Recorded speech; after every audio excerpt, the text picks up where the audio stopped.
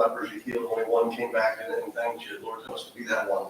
Help us to be that one this season. Lord, we ask your blessing upon this meeting today. Let everything is said and done be done in decent order. We ask this in Jesus' name. Amen. Well, welcome everybody. Yeah, we'll chat. Today, I just want to make one quick announcement. Sue, What? congratulations. Thank you. Democracy works. Okay. So, thank you very much.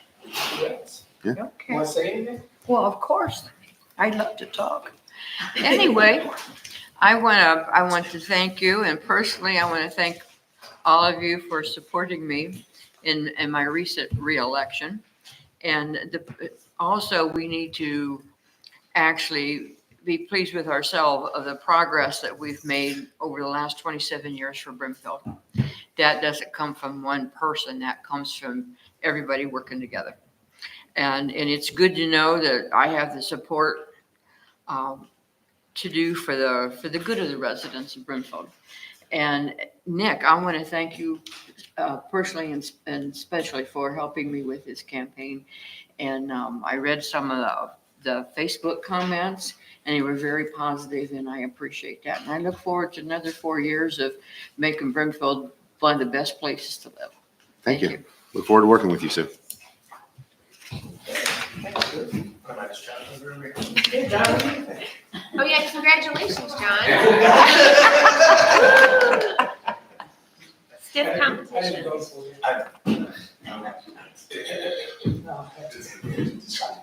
Just two. Department heads, anybody have announcements? No? I voted for John. And you know, there wasn't anybody else on that, and that, his name was the only name on that little spot. My mom voted for me and my wife. I hope. They said. You do a great job. Good job. So, today, we have no scheduled meeting guests. We do? Well, they're in the zoning section, but yeah, QCI and Gadetti will be here. Oh, you're for an executive session. Oh, we're gonna move that executive session up. Or not zoning, yeah, it's admin. Okay. So we'll move that. What time are they coming? 8:30. 8:30? Okay, good. Okay, well, I am going to make a motion that I read and signed the minutes. Well, actually, there's three sections. November 1st, which was a zoning hearing. November 1st, which was a zoning meeting, which was about the punctuation in the zoning. To make sure that's right. And then we had November 1st is a regular meeting. Do we need to write these up? Okay, so I'll make the first motion for November 1st for the zoning hearing. Public hearing. The public hearing. I'll second that public hearing. Any questions? No. All those in favor, Mike? Yes. Yes. Yes. Okay, and the November 1st zoning, which was another public hearing, the punctuation of our correction for the punctuation. And, what do you want to call it, Mike? What do you call that? As far as text amendments. Exact punctuation? Yep. Okay. Just need a second. I'll second that. All those in favor, Mike? Yes. Steve? Yes. Nick? Yes.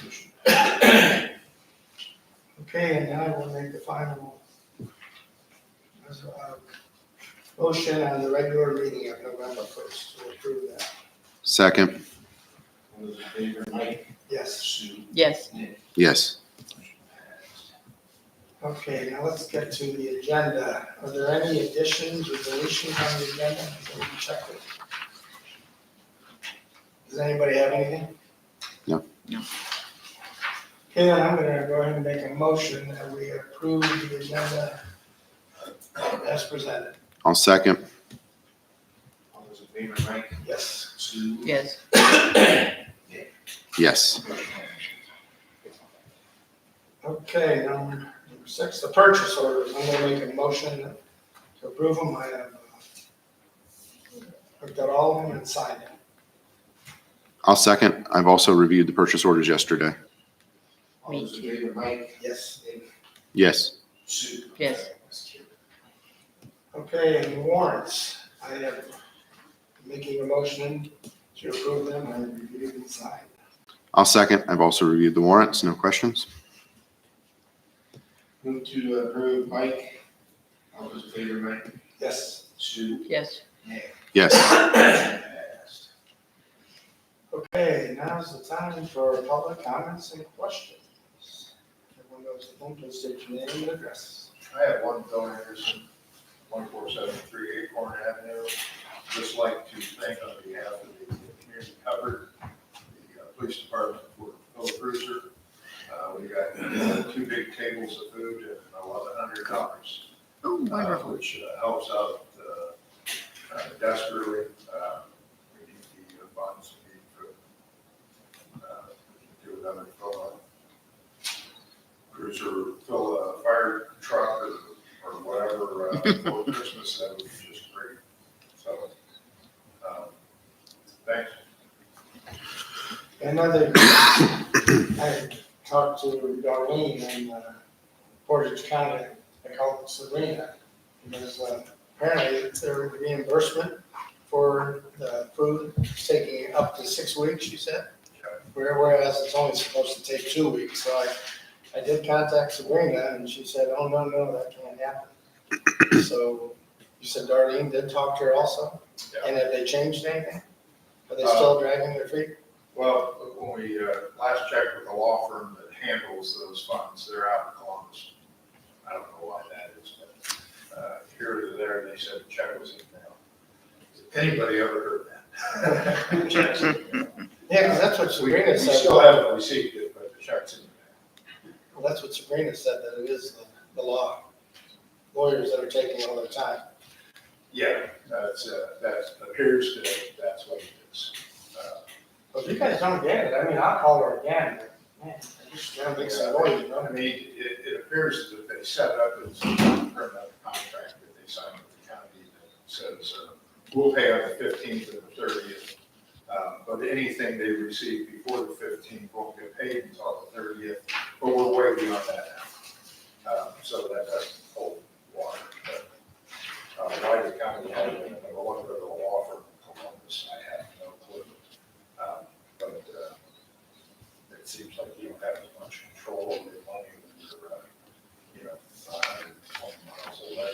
There's plenty of law firms around here that are going to handle it. But I understand that they emptied their cash funds just to keep their credit card clear, clear.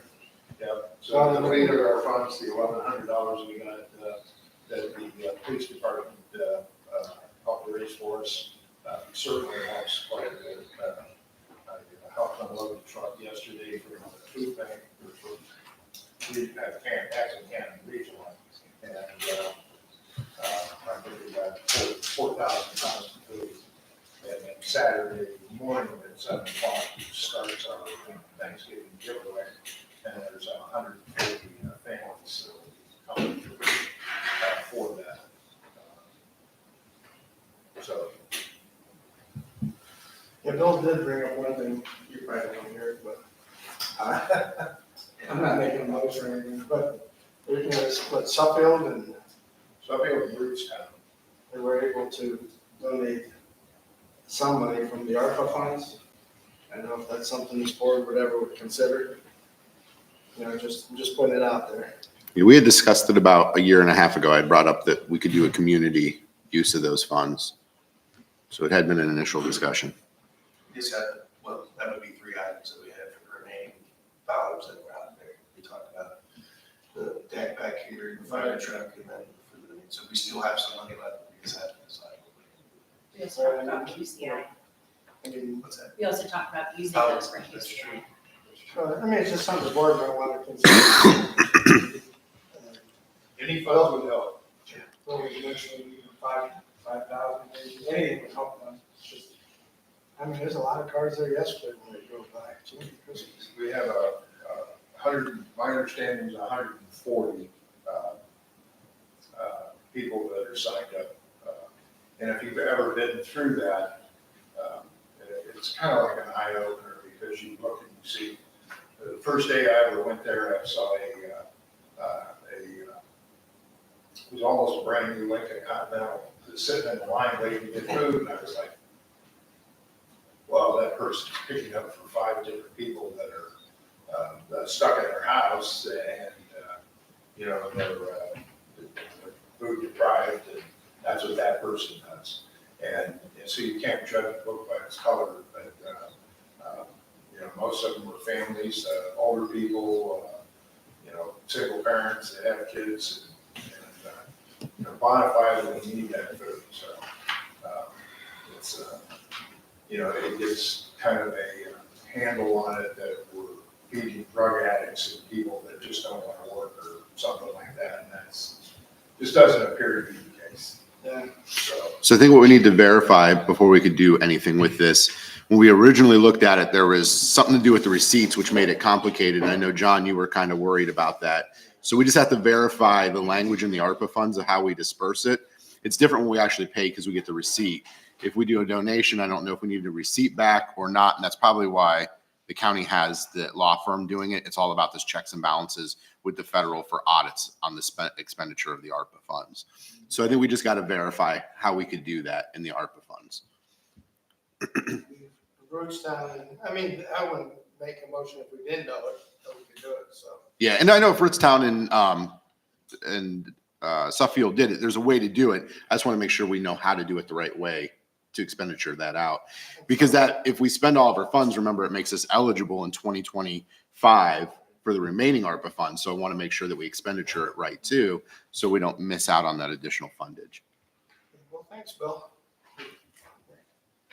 Anybody else?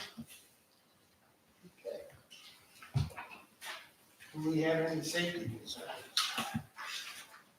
Nope. Okay. Let's get into the meeting. Hey, Roy. Yep, thanks, Mike. I just have a couple of items for the board this morning. Call for service year to date, we're at 14,873. That's up over last year, 2022. Just a couple of updates on a couple of community events, particularly our BPD Breakfast with Santa that's taking place on Saturday, December 2nd. We do have tickets on sale for that now. Anybody that's interested in attending that event with your kids can contact Rochelle at the PD by phone. She can take a payment over the phone with a credit card, so no one needs to make a physical trip to the station if they don't want to do that. This is our biggest fundraiser we use towards Shop with a Cop each year, and we do still have some tickets available for that. So if you know of anyone who might be interested in attending that, please point them to Rochelle at the PD to do that. We also received a donation from a resident who came in and purchased tickets for 5 people to attend, up to 3 kids and up to 2 adults. So if you know of a family that wants to attend that maybe has a monetary situation, they couldn't maybe necessarily pay for the tickets, we do have that available too. So if you know of a family that is going to go towards, again, just point them towards Rochelle at the police department. I would appreciate that. Our Shop with the Cop event is taking place later on next month on Saturday, December 16th. We'll do breakfast at Applebee's, and then we'll be heading over to Walmart with our kids for our shopping event. Only other item under new business is just an update for the board on training. I'm sorry. Excuse me, how much are the tickets? Adults are $9, kids up to a certain age are 6, and then 2 or 3 or less are free. Double check our Facebook page. I've got that post there at the top of the page. So, Okay. Okay, thank you. yep. The other item was just training, just to let the board know we're wrapping up our in-service training for the year. And later this month, we've got some in-service training taking place on December 18th and 19th to meet our state required mandated for training for OPATA. So that's all I have for you this morning. Thank you, Roy. Thank you. Fire departments. Okay, you can see the calls for service there. Last week, a group of us attended the Ohio Fire Academy for the new firefighter graduation. All 3 did graduate and passed and are back to work at this point. Next class will be EMT Basic, which will start in February. So they'll be back for a little bit, and then that will happen. Attended hazmat and dive training classes by our members this past couple weeks. We are a member of the Portage County Hazmat Use and Dive Team, so there's annual trainings and monthly trainings for those we do. There is a final push to complete the FD at this point. They had a projected date of this Friday, which I think we're going to have an executive session coming up because that's not gonna happen, but we're getting closer. Events coming up, we will have Santa on the fire truck. The details to come on that. We usually do that delivery the weekend before Christmas. So not the weekend of Christmas, it would be before. I'm not sure the dates, but I gotta finalize that because the gift drop off is gonna be a little complicated this year. Finding room for everything, but we'll figure it out. And then we'll have an official swearing for the firefighters on 11/27, which is a Monday. And I gotta figure out details of time, and I'll push that out to you guys in an email. We gonna do that in the evening or the daytime, or you're not sure? yet? Probably early evening. Okay. Is what we'll do. That makes it better for families. So Perfect. typically we do it around 4 to 5. Okay. In the evening, so. And that's all I have. Hey, Craig, I just remembered it. On the email that we were talking about picking up Santa. Yes. Council, it needs to be 5. I'll text you right now. Okay. Because it's 5 to What 7, are- right? Yep. So What did I say? 5:45? 4:45 or something like that. 5:15. I'll Okay. text you. I'll write it down. Okay. Thank you. So delivered at 5:15 or picked up? Pick up his driveway. Okay. We're just gonna wait for everybody to get there. What's your date on that again, Craig, for your fire truck? Oh, wait. Santa on the fire truck? Yeah. The weekend before. Okay. Saturday and Sunday before, so whatever that lays out to be. Okay. Thanks. And I'll put that out. Okay. Good. Okay, administration. All right, some updates, Portage County Library Brimfield branch, materials are on the shelves. It absolutely looks like a library now, which is exciting. There was some delays in shelving, the final shelving is getting delivered this week. Concrete pads were poured by the library for their book drop and pickup lockers. And they're in the process of interviewing and hiring the remaining staff for the branch. They do have a holdup right now with Spectrum for internet access. So they still don't have a move-in date yet, but they're really pushing and trying to get in before year end, so I'll keep you guys posted. We did ask them to come to hometown Christmas and maybe do an open house since that draws so many people, so, once we get confirmation that they're able to do that, hopefully we can at least open the doors and have them come in, have that open house during hometown Christmas. Roads update, so we did start negotiations with Teamsters for the road department. Our next meeting is scheduled with them on the 28th. ARPA first responder grant funds were issued to the police department in their paycheck today. We're still waiting on the funds for the fire department, but I'm thinking that we should have them hopefully for the next pay. So that's getting wrapped up. Another update to new business. So I was fortunate to attend the Kent Jed Board of Directors meeting on the 1st. The board voted to continue Craig and Nick's appointments on the board as officers. The board will need to pass a resolution before the next Jed meeting in 2024 to formally appoint the township rep for the Jed board. Okay, stop you there to give a quick update on those. On the appointments, Craig still has a term that doesn't end until 2025. So his term runs through 12/31/2025 as the chairman. My term expires on 12/21 or 12/31 of 2023. It is my first term. They asked me to stay on for a second term as their treasurer. If we're going to change that, we need to change it sooner than later, because then we have to go down to the bank and change all the signature cards and all the financial documents. I still have, by definition in the contract, I can still serve a second term on that as their treasurer, but that's up to we need a board vote and approval sent over to them before their first meeting, really before January 1, so that we can do financial transfers if the board did not want me to stay on. Right, I think you guys put the horse before the cart, because these are board approvals. Well, what they were asking for, they have to do the vote in the open meeting. So we'll have to call a special meeting in order to reappoint officers. So what happened there? They don't appoint anything, we appoint it. I mean, we appoint, the board makes the decision on the employee and the township official.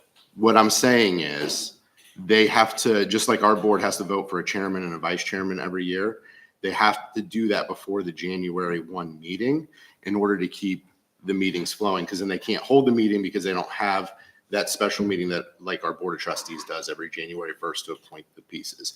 They do it at their fourth quarter meeting of the year, which was this meeting here. Craig's term, when he was appointed by the board by Brimfield Township, doesn't expire until 2025. Mine did. They asked at the meeting for me to stay on as treasurer. This board can make a decision to change that. I'm asking to stay on as treasurer, but this board could vote to appoint somebody new. They're asking if we do that, that is accomplished before the end of the year, because then we have to go down and change all the financial paperwork. Because as treasurer, I sit on the accounts and do the approval of all the fundage through That's the usually JED. an organizational meeting change that we make, is the appointing to the boards, so I don't know, I'll have to check to see if we can do it prior to the organizational meeting stuff. Because I don't know officially if Sue would be allowed to vote on that, because we would have to have a new term, and it would have been in, she'd have to be on the board in January, and she officially, her term ends on 12/31, so I don't know. But why can't the board appoint for future pieces? I don't know, let me check, I don't know. Okay. So they need to know, and because they need to change, and if the board votes to remove Craig, then they'd have to do a board vote of removal from office if they don't want Craig as the board appointee anymore.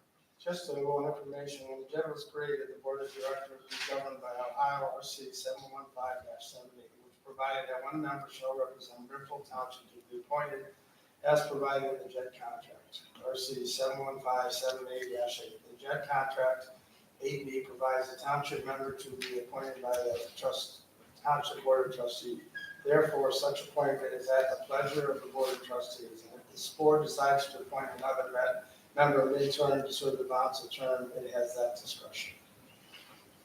That was from Chad Murdoch. He was back in, so all I know is when we put Craig on it, he was the part-time township administrator. Since then, he's no longer doing that position. I mean, John, you want to get clarification on this? That's what I'm just doing right now. Okay, well, I just think rather than us get into a battle on this, let's look for some clarification one more time. It doesn't hurt. Right. Well, and I just want to be clear, though, I don't believe that board was out of line in trying to get their appointments, because they have to have their appointments to run their next meeting. Well, I mean, I think, I'm not always right, but I mean, I think you probably should have brought it to the board first and then taken it back to them. They brought this up in the meeting. It was on the agenda post our meeting. Do any of these people know the JED? What do you mean? Has anyone ever actually read the JED? Yeah. Our board, not us, board members. Yeah, they have copies of it. I hope they read it, because I mean, basically, it's gonna be, Sue and I are the only ones left that were around when the JED was put together, and we went through all that headache trying to get it put together, just to be sure. They just wanted to make sure that they're able to run their meetings, because they have to have the appointment before their next meeting. If they want to change, like I said, there can be a change. There just needs to be a board vote from our side. They need a vote no matter what for the township person. And then if you want to remove a board appointee, then we would need a vote for that. There's two separate votes that would need to happen. I'm just concerned about the organizational meeting, because there's specific times that we have that, and I don't know and that was one of the things that gets approved, and that's, let me just check this in. That's what we can't do, check. From the organizational, Yeah, I mean, that's just, I mean. it can I can get be- back to you the next meeting? Yeah, I mean, that's fine. Right. I just want to double check, just to make sure. I mean, you know, let's just do it. We'll go, it's fine, we'll wait another couple of weeks. I mean, I just think there's a new direction, maybe we have to go with a couple of positions. I don't know. Okay. I'm only one trustee. Well, and like I said, just for clarification, I'd like to stay on that JED board. I haven't been appointed to many boards, and I have served as their treasurer. They've enjoyed having me there. It was their appointment, not my move, to keep me on that board as their treasurer. So you want, anything you want to weigh in? I think we should wait and have John look into that for us.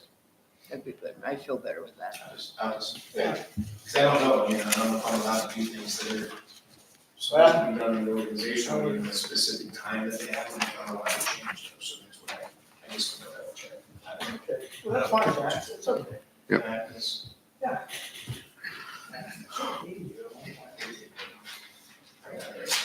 Can I also get a copy of that letter from Chad? Yeah, that was sent to everybody. going to everybody? I'm not sure. That was from Cecil Bridget sent an No, email. that Oh, letter from Chad. I'm not sure. Sure. I thought they had everybody on there. John, can you just scan a copy over to me? Thank you. Also, as part of that JED meeting, just to update the board, previous 12 months from September through September 30th, 2022 was $327,741.30 brought in.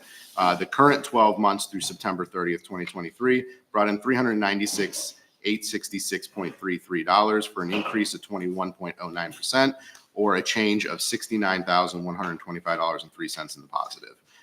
Same quarter last year versus this year. In 2022, the collection of JED funds was $105,777.68.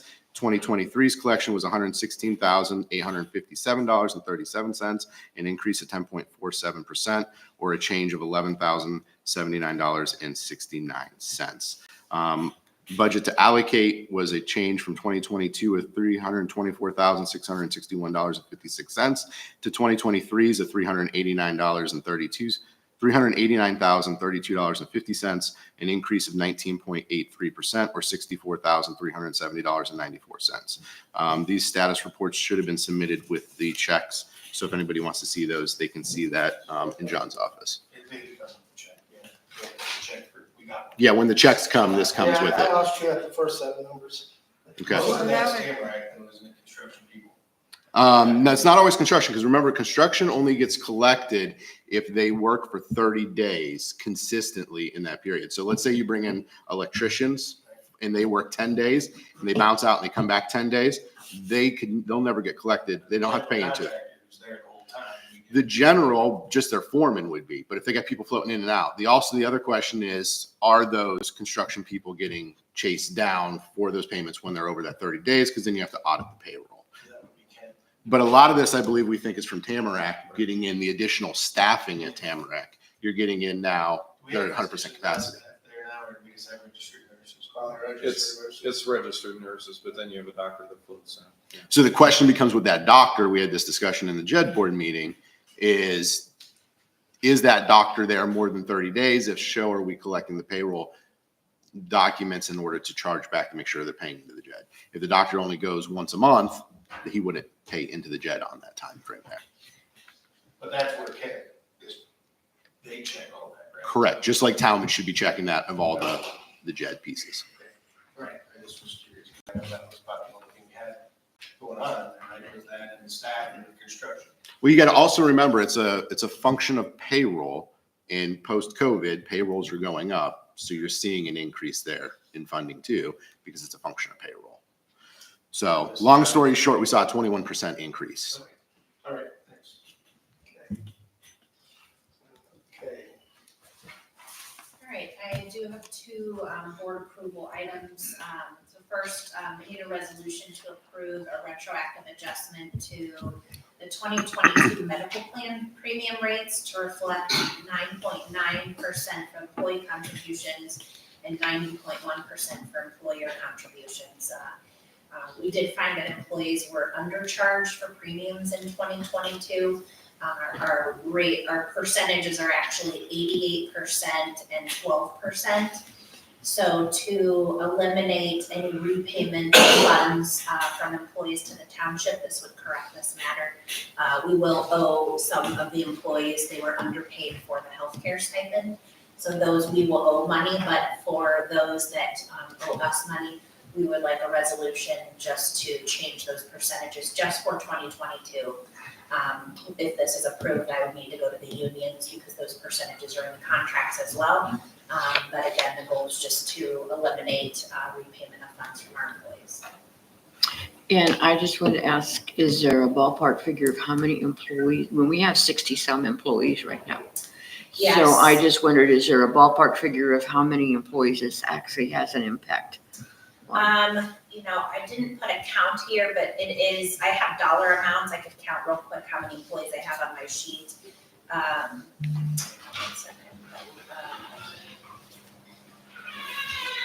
It's everyone that was enrolled in healthcare. I think it was like, you have 52 people There's It's 60 We years. have a good amount of employees enrolled in healthcare, so that number probably sounds right, 50 to 60.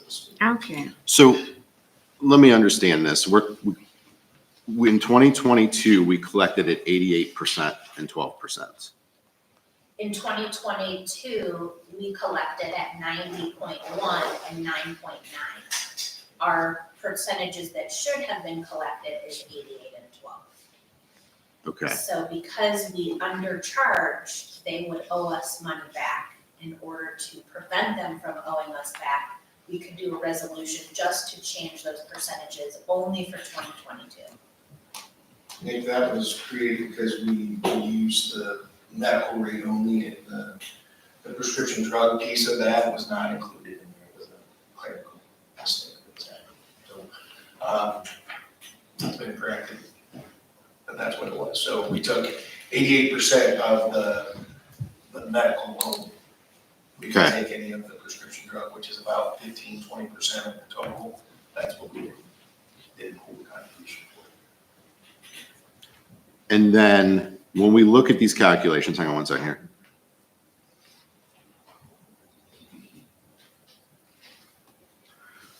Would this equate on that spreadsheet I'm looking at that was submitted?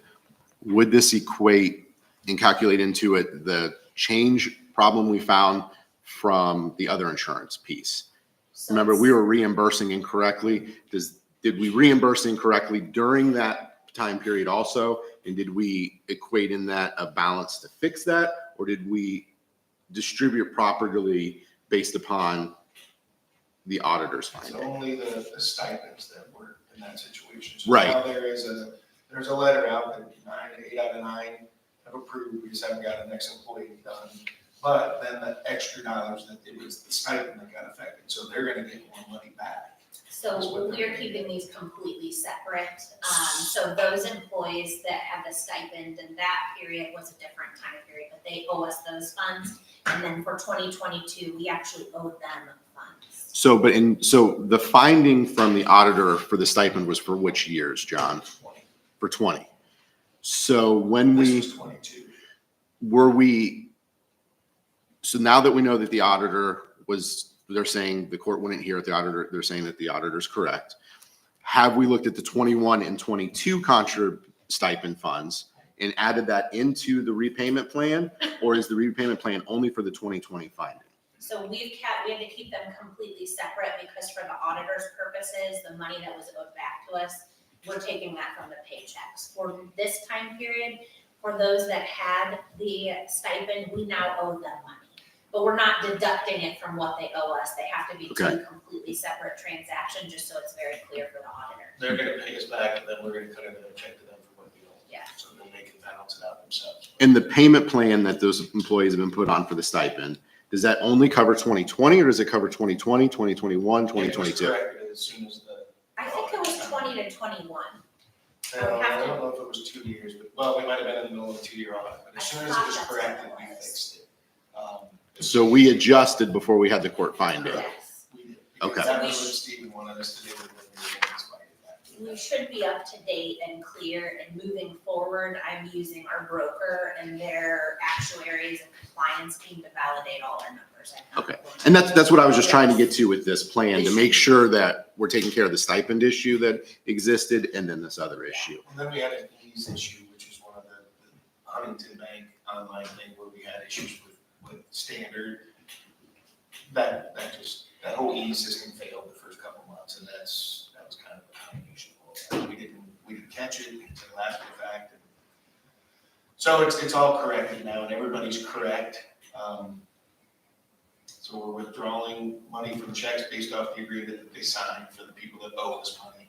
And then we're gonna cut one check for what we owe them. And that, they can just add the two together, but we need to have 2 separate things. So the increase in what employees will pay will be based on however many additional pays are left this year for 2023? This was last, This is just 2022. Right. So 2022's money that is owed, we're going to collect in the remainder of 23, or how are we going to collect that? So this resolution will say that nobody owes us money. If we pass this resolution, It is updating the percentage for 2022, so they will not owe us. We will just owe those that have a stipend. That's the purpose of this resolution, is That to was Chad's recommendation. alleviate the need to have them reimburse us. 2023 is fine. So we're okay to for the township to pay 9.9%? We can pay any amount we want. Okay, so we could be up to 100, but there's no cap. We have to pay a bare minimum of 50% for the single, that's the state of Ohio. Anything above that, we can pay as much as we want. Before we had the 12%, we were 100% paid, we paid all of it for the employees. Yeah, the only requirement is because it is in our union contracts that it's 88 and 12, which I would assume that the unions will not frown upon us making this decision. But there's nothing else that requires us, as John said, to do a different percentage. We could pay more if we want to. So this was validated with an attorney just to ensure that this was compliant and didn't have any ramifications.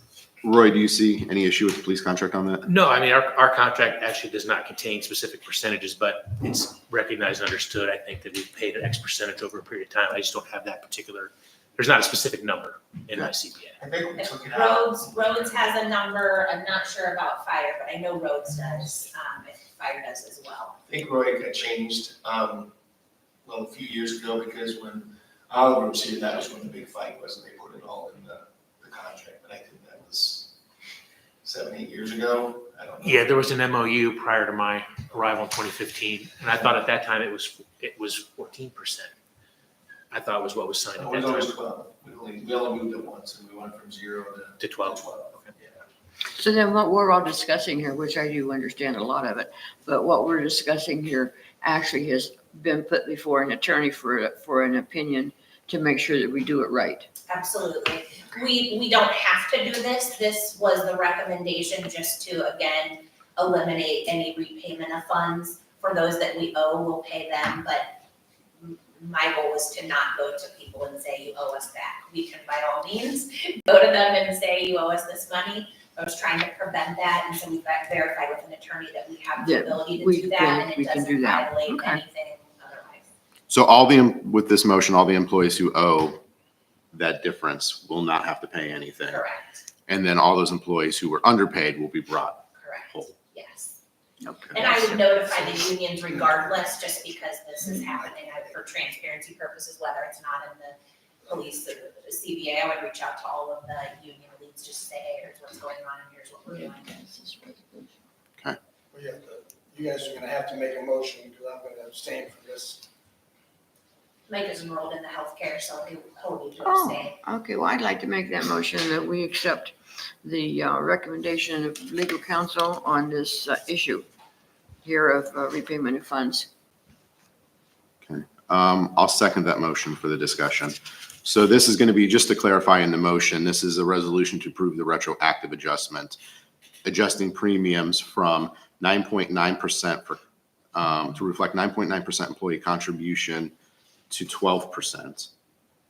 No, Correct. it's currently 12. Okay, It will reflect, for 2022, it will reflect 9.9% 9%. for the employee and There's 9.1 none. for the employer. okay.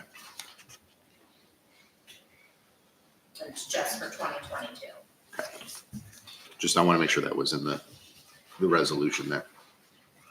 I'm putting it exactly the way that. Okay. Dave, do you see any problems on your end, with the union on this piece? I wouldn't think there'd be any problems. Okay. Craig? Thanks. I would And think this- they would like She would this. have to talk to me. Yeah. Yeah, and obviously I still want you to talk to the union, but just Oh, looking for absolutely. feedback from department heads. All right, so this should adjust all of our insurance issues at this point then, It correct? should, as far as. Nothing for 23 that I need to know about, right? I can't say that this, from what I have found, this should take care of it. So 23 is looking like it's accurate. Yes. All right, 23 was correct, it was 22 where that was, the prescription drug was on a second page and just didn't get added in there. We didn't see it in the system for 2 months because of the E system, and it just was a whole mess, but okay. it was a fiscal office issue. So thank you for taking, I didn't want anybody with that additional cost, that was our fault. Well, that's my concern, because we already have some that have to pay back, and it's hard.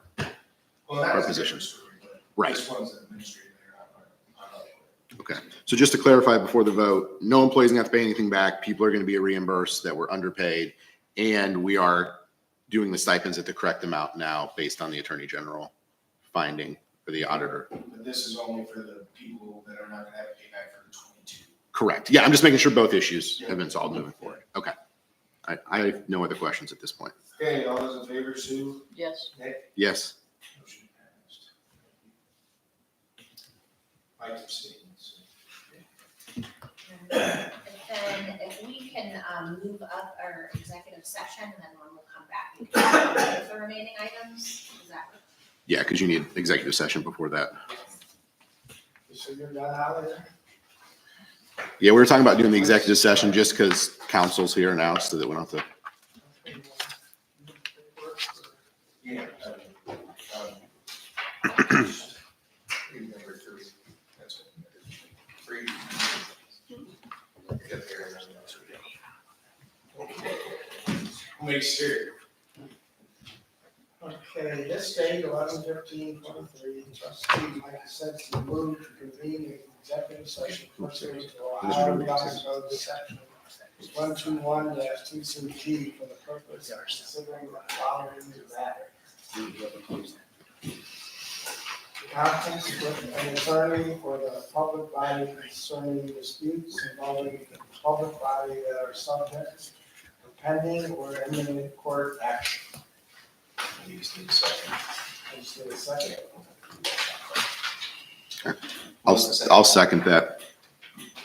All those in favor, Mike? Yes. Sue? Yes. Yes. So we're in executive session at 8:42. Where are we going to hold executive? We can go upstairs. Um,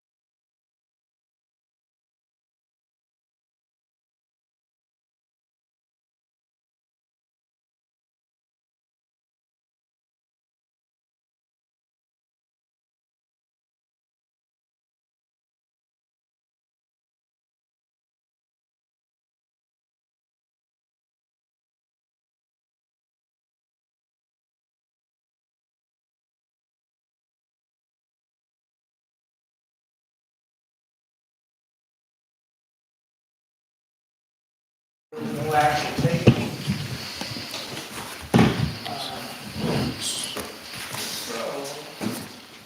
So I did have one other item for board approval, if you want me to start there. Okay. Yeah. So I am asking for approval to, on the owner's representative service fee proposal for QCI. So this is an extension now from the first contract. This is for an estimated cost of up to $106,336. This will provide us with an additional 1,136 hours of support for the remainder of the fire station town hall project. I'd like to make a motion to approve the owner representative services fee proposal from QCI contingent upon legal review. And I will second that for discussion. So this will provide us with the continued on-site observation of the construction project through the estimated phase 2 completion date, correct? Yes, so in their agreement, there's various services that they'll provide, and then it's different hours and rates based on the roles. So it's everything from on-site owner's representative time, document control, project management. So based on what they're doing at a different time, again, there's different bill rates and hours allotted for that. But this is what QCI projected the hours to be through Correct. phase 2 That's correct. with no extension, okay? Yes. You work with them, Holly, and you know the benefit they are. I don't know how we would get through this project without them. They have been just invaluable. So in your packet, there's some paperwork that I provided that just shows examples of the things that they are doing. So to give an example, just of what they do, they're on site. They're watching to see who's coming and going, the subcontractors. If the subcontractors that are supposed to be there aren't there, they're holding the construction company to the fire to get them there. They're looking at the work being performed and they're stopping work if it's not being performed correctly and helping everybody pivot to make sure that things are done right. They have identified a large number of items that were about to be performed that weren't going to be done correctly. Like I just, an example, just this week, floors were going to be sealed. They hadn't been cleaned. The sealers were there to do the work. QCI saw what was going on, stopped it and redirected so that they weren't sealed before they were cleaned. So these are things that we would not know to look for. We wouldn't understand what to look for. So their expertise, I think in the end, although these dollar amounts are large, they're saving us, I would say, 2 to 3 times this amount by having them on site. And we're clear that the goal, though, is to eventually try to spend down the hours of the on-site representative because he's there every day, 8 hours a day currently. The goal being to try to get, once the project's operating smoothly, to get him down to maybe part-time. Yes, at the job so site. right now, because we are trying to get to the completion of phase 1 and the move-in of the firehouse, they're very heavy presence. Because there's a lot going on right now with contractors and work. So their presence is very heavy, but once we get to a move-in point, they'll pull back and make it more intermittent. So again, it just kind of depends on what's going on and the quantity of work being performed, and they'll adjust as needed so that they're not here continuously. Okay. Thank you. Okay, we have a motion on the floor. All those in favor, Mike? Yes. Sue? Yes, Yes. Motion passed. So we'll just have a purchase order out there for that, a blanket, and then they can draw off that as we go. Kirsten, we're gonna start with it. And that brings us current now. Is what they- Correct. So they can bill against that right now, but then we'll have, it'll be a blanket that's sitting out there. Okay. Thanks, Holly. Thank you. Okay, Mike. Oh, thanks. So permit fees, year to date, we're at 106, 101.25. Last year, we were at 89,265 for the total. Our businesses, Kenda Tire was approved for 192,898 square foot building. We had the ribbon cutting on November 8th. I heard it was on Channel 19. I didn't get to Yeah, see I it. saw it. You seen it? I saw it. And then, which was really nice, thanks for everybody that did attend. Also, the owner from Taiwan did say, we're gonna roll right into phase 2. Phase 2 would double the size of this, so, which is pretty exciting. The only thing wrong about that whole thing, they didn't give you any credit. Yeah. I mean, you were the one who's done so much. Yeah. So Taiwan giving phase 2, does that mean they're moving headquarters over here? Is that? No, that's not headquarters yet. That's just the expansion, doubling the size would be, almost 400,000 square foot. But we do have the capability of bringing corporate here, so, and that's still in the talks. And they own that whole L-shaped 30 that's out acres. there? Yeah, 30 acres of land back there.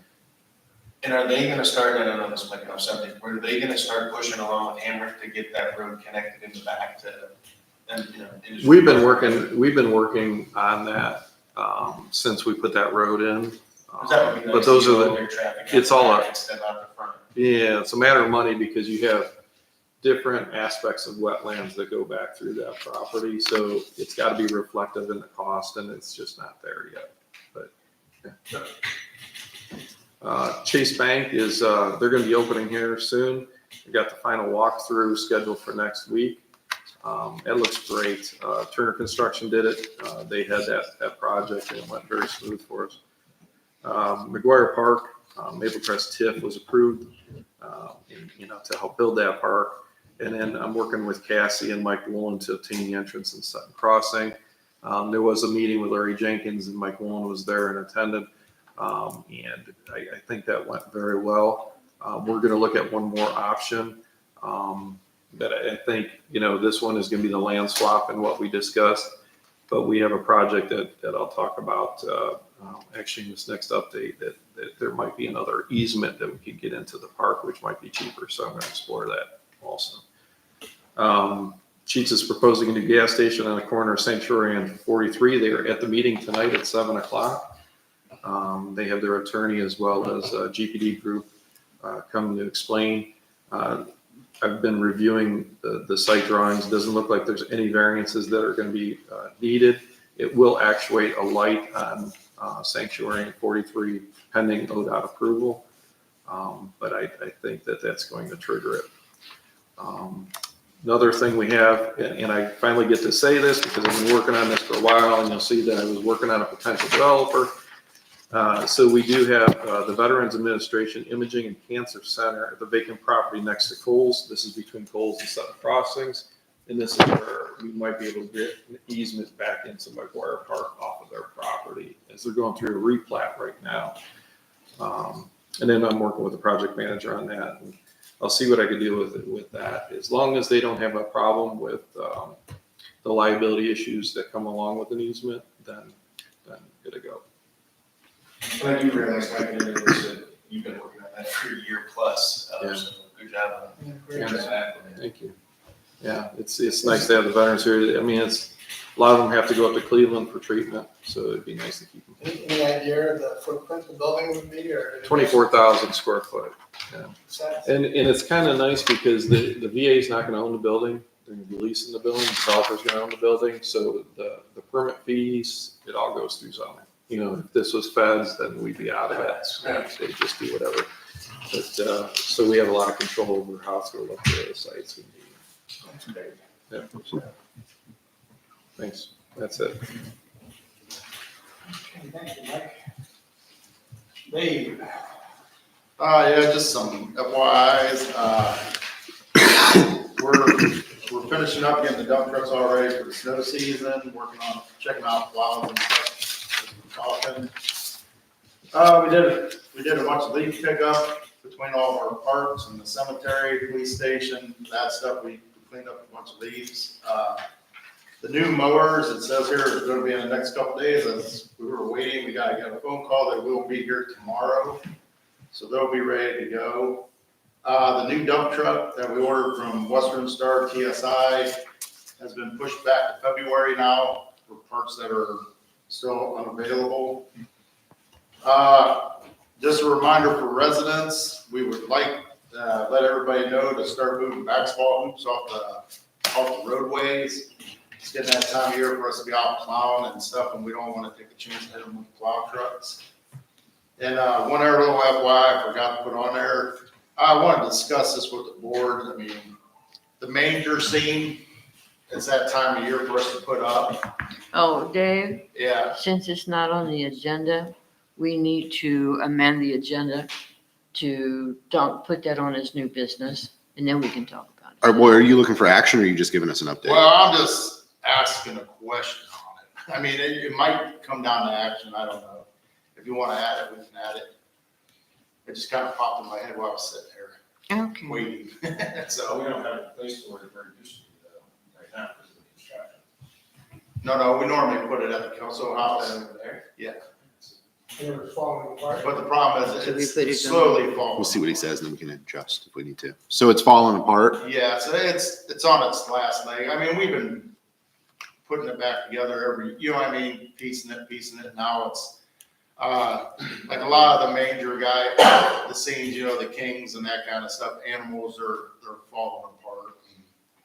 I didn't know, one, you want us to try to, again, put it together to stick it out there? I mean, one side of me, I understand it's an old, from years gone by, and would like to piece it out there, but on the other side of me, it's at the point where it's not looking good anymore. So, Well, I don't know if this has to be a board decision. I mean, this is stuff that you generally put up and down. You know, Right. It's in your work. I mean, but it's just a question of the board. I mean, I don't wanna turn around and tell you guys, hey, I decided not to put it up, and somebody, you know, is where I'm looking at. FYI, is that you're gonna try to put it up, if it doesn't go up, you're not. Well, the problem is, I don't think it's gonna, you know. I Are mean, you able to it's- buy another one though? By someone in town, I forget who, Katie remember made is the. that Leanne Cole? Did he help with that? Cole? I mean, if it's under the dollar amount, he could go buy one. You don't need board approval for it. I mean, that's just part of his project. What's the check? Yeah, cause something, I know, cause at the point, we've gone to the point where we painted it, you know, bigger White white. church before. Because your church is the one that donated it a long time ago, the Hill Yes. Church. You're right. Right. Yes, I did. Maybe That there's, was 25 years ago. maybe there's another church somewhere. I mean, I just, I mean, I mean, I could look at it and see what would happen, but I'm just at the point where, like I said, we're missing figures because they have broken apart. The manger scene itself is getting to that part, you know, it's just one of them. Or he just, I mean, if it's under if you're under 5,000, then I mean, that's within your operating budget to replace it. I think you just It just mentioned takes the it's prices on it. Yeah, I mean, I just don't want to, because with the Christmas thing coming up here in a couple weeks, you know, we would have to put it up by next week. I mean, is the manger good enough just to put the manger up and get new figures? You could. But Well, then you're, I You mean, can take my shit. I don't know, I should think about it. You want me to come down and look at it? Okay? we can, I mean, I just want to, you know, I just want to let the board know, just in case we do decide, hey, we can't do this. Right. It's Or you just- would be something that must not be paid. Right. So I think it's- Jesus, bro. So it's just an informational. Yeah. I would just like to make sure we try to get something up in the next couple weeks. So if it doesn't work, to put the old one up, you're hoping that we might not. Yeah, I would hate to see our town center without it for a year. I think it's an important piece. Why don't we look at the. So you can go back and take that. I remember you telling me last year you didn't think it was gonna make. Well, like I said, we pieced a lot of stuff back together, and it's getting to the point. No, I trust me, if I think I can get it, I'll get it, but. All right, well, other than that, that's my report. Okay, great. Park and Rec. All right, just some informational items for the board today. I'm going to start bringing you monthly statistics on our rentals and programs. So year to date, we've had 419 total parks facility rentals. That includes 200 community center rentals, 35 pavilions, 69 baseball field, and 115 soccer rentals. So That community center, man, was amazing. yes, that does include nonprofit rentals as well. So, and then at the end of the year, I'll give you the full breakdown of everything. Told us somebody would use it. No, no, somebody else. Yeah. That's great, Cassie.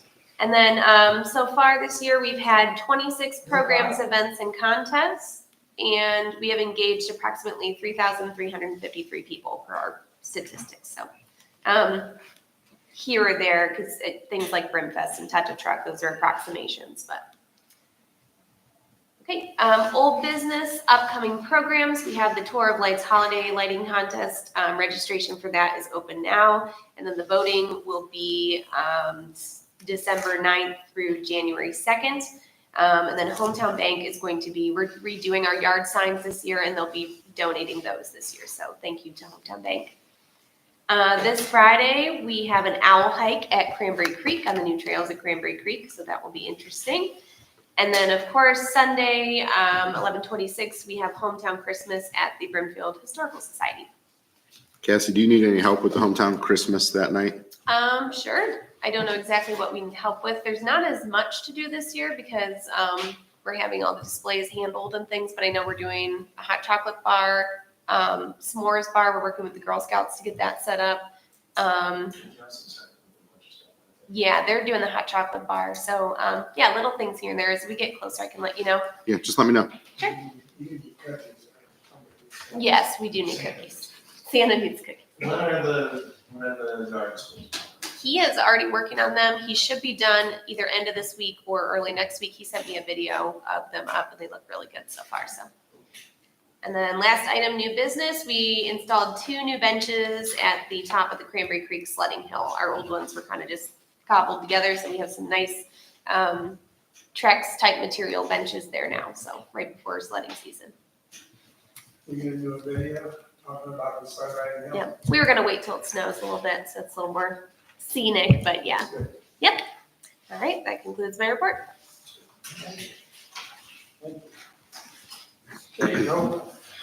Well, our website training is this week. We're going to kick off day 2 of training at 1 p.m. today. So we had, and Holly had admin training yesterday morning, and then we had the first part of user training yesterday afternoon. The second part of user training will be this afternoon at 1, and then we have more advanced training tomorrow, and then Friday is what they call their workshop day. So any changes, the spreadsheet or any of the changes that the department heads have discovered, that's when we'll start doing that with their help. So they that's kind of their teaching process is any issues that we found with the website that we've gathered, they'll help us make those changes on Friday. So they're going to do a working workshop on Friday.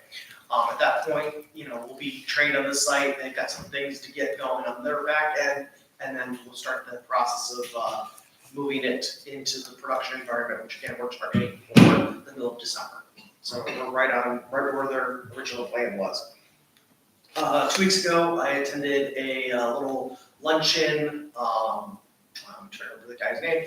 Our state representative, I think from Columbus, Scott something, represents our district.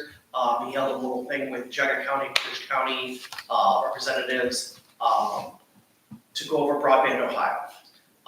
And they brought in the director from Broadband Ohio from Columbus, kind of over the project and then where they're at in the project. And where we're at is what they call their challenge phase. So they spent the last year or so putting together a map, trying to get the target areas, the areas that they need to work with providers on, but they know there's going to be errors in that map. And they've kind of picked up on that at the beginning. Because kind of like if you go to when you're shopping for a cell phone, you pull up Verizon's map and it shows the entire town of Brimfield is red. But, at my specific house, I just don't have coverage. Where my house is at falls off. But if you were to drive by my house, sure, it looks like I have coverage. So just because Spectrum, AT&T, or whoever says there's coverage going down the road, you may have a house that's 200 feet off the road, and Spectrum says, hey, I'm not running coax that far. So, I have an example of the house on Brimfield. One of my friends lives on Brimfield, just outside my allotment. he can't get broadband in his house. Where his house is built, it's about 200 feet off of the road. He's nestled back behind in the woods, and AT&T and Spectrum just will not run cable to his house, so he has to rely on cellular. That's what they're looking for now, is that we're in this challenge phase of, here's the map, here's what we show has broadband, where are we making, where are we missing? One of the areas that Broadband Ohio has realized is they're calling their last mile or missing poles. These houses where they may have done an entire development, but there's that one house at the end of the street that they just didn't think was financially feasible when they built out the allotment to add connections to. So they're actually working with providers saying, hey, we'll share up to $2,000 of cost if we need to put in an additional pole, physical telephone pole. The electric is underground, but we need a pole to be able to run telecom to. So they're willing to split that cost, but they need to know where those areas are. So what I'm proposing to do is to put out a survey to our citizens, say, hey, you may be in an area that says there's broadband, your neighbor may have broadband, but do you have it? We need to know of these areas, or these individual houses that don't have coverage, so that we can make sure that that's reported, saying, hey, here's these dozen houses that don't have coverage. We need to make sure they're addressed. For our specific area, Portage County is actually working with Spectrum. It looks like Spectrum is going to win the contract. So they're going by census zones. So they're taking each census area, census group, I don't know what the exact terminology is, and they're awarding one provider, either Spectrum, AT&T, whatever, that entire group. They're not going to split it up and say, okay, you do this street, you do that street. They're saying, for this census zone, we're awarding the contract to Spectrum, or we're awarding the contract to AT&T. So I know Portage County is representing most of Portage County themselves, and they're working with Spectrum to cater that contract. And then, from my understanding of the two providers, I think that is a good fit. So I don't have any concerns with that, but it does appear that's the direction that Portage County is leaning, which is, fine. We need to highlight where there's gaps in their coverage, and I think it's all going to be, houses that are set back too far, that just for whatever reason they're outside of where Spectrum says they want to be able to run their cable. So we need to figure out what that solution is. But as I said, I think a quick survey on Facebook and our website might be able to address that.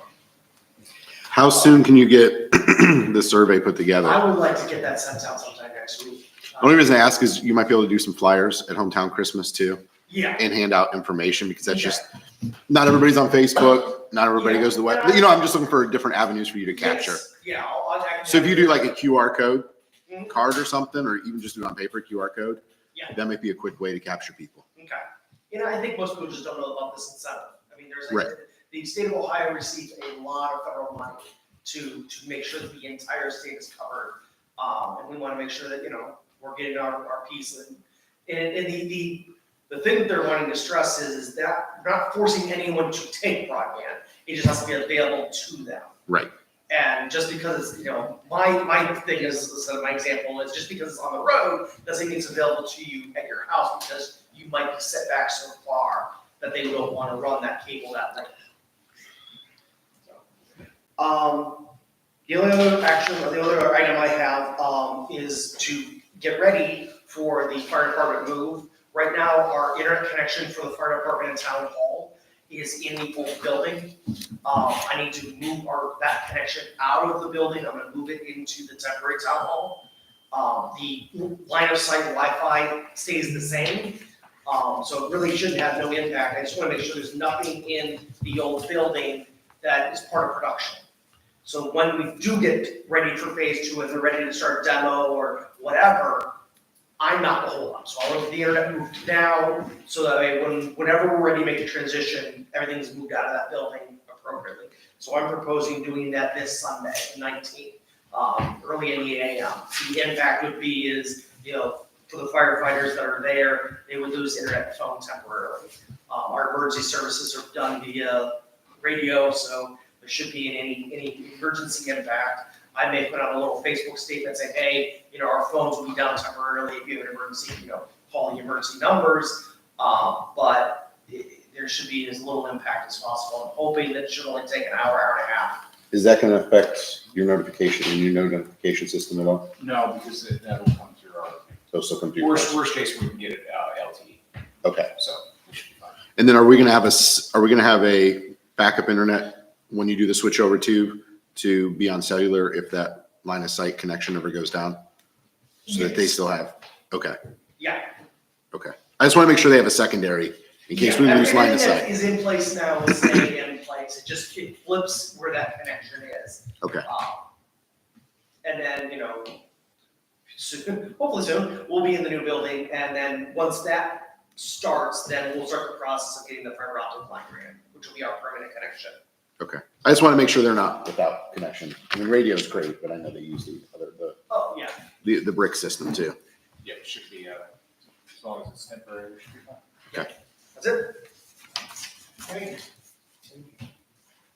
Okay, cemetery. Okay, under old business, we have none. We do have some new business. So our cemetery committee met Monday and made this discovery. Yes, so requesting board approval to remove the following text on page 6 of the Restland Cemetery Rules and Regulations, the burial regulations. It currently states, upon request, Restland Cemetery will accept cremains for future interment stored at the township's discretion. We do not have the ability to store cremains, so we would like to remove that language. Okay, I would like to make that motion as recommended by the committee. I'll second that. That's the last thing I want to do is store somebody's remains, and then you lose them somehow. Fiscal's in charge of that stuff, so it sits in your office. We